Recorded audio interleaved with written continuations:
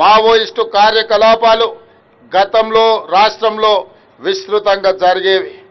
కానీ నేడు పోలీస్ శాఖ చర్యల వల్ల శాంతి నెలకొంది. మావోయిస్టు ఉద్యమంలో ఉన్న అజ్ఞాత నాయకులను జనజీవన స్రవంతిలో కలవాలని నేను వారికి ప్రత్యేకంగా విజ్ఞప్తి చేస్తున్నాను.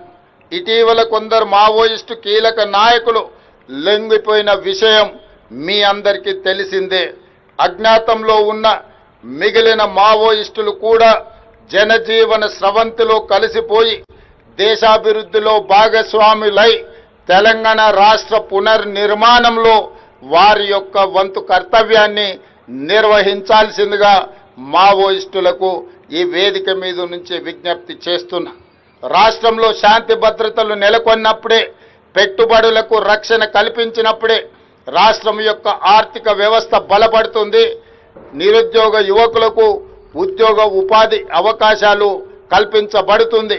కాబట్టి ప్రజల యొక్క సమస్యల్ని పరిష్కరించడానికి మీ ఆలోచనలు ఏమైతే ఉన్నాయో ప్రజాస్వామిక విధానంలో ప్రభుత్వాలకు సహకరించి ఆ కార్యక్రమాలను ముందుకు తీసుకెళ్లడానికి జనజీవన స్రవంతిలో కలవాల్సిందిగా మావోయిస్టులకి వేదిక మీద నుంచి విజ్ఞప్తి చేస్తున్నాను.